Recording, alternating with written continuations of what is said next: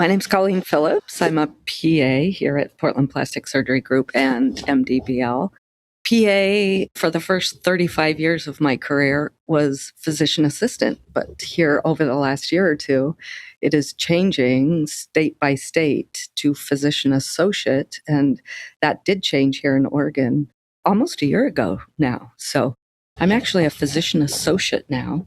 I'm still getting used to that. But I've been here since 2015, and I do both assist in the operating room and have a fairly large injectable practice over the last 30 years here in Portland. So if you'd asked me when I was in PA school if I'd go into it, be in aesthetic medicine, I would have laughed at you. I loved plastic surgery. I loved the reconstructive part of it, and that is what I went into it for. But then as things evolved and aesthetic medicine, came into play truly at about 2000, it has almost taken over plastic surgery. It's very exciting, just on a trajectory of growth. I think most injectors tend to see patients in their generation. So my patients are typically 50, 60. I have a few octogenarians that I love to see. So I would say that the nurse injector and the other PA, they're younger and see the younger crowd. I do Botox all day. I have a lot of Botox patients that I've acquired over 30 years, and I love Botox.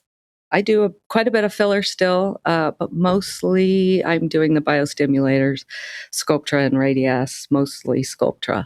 I love the fact that you're putting something in that then completely goes away and has stimulated your body to do all the work. So you don't have any foreign material in there. And that is just so exciting to me. I mean, I think it's up to us to set the expectation a little bit more. Patients sometimes aren't real sure what they want. And I think it's up to us to go from the top of the face to the bottom of the face and discuss everything and give them options. I'll tell you, my very first patient is, how'd you find me? How'd you get to MDBL? But my second question is, what will you do in this realm? I mean, since we do have a incredible plastic surgery practice right across the hall. So it's, would you have facial surgery? Would you have a facelift? Would you have your eyes done?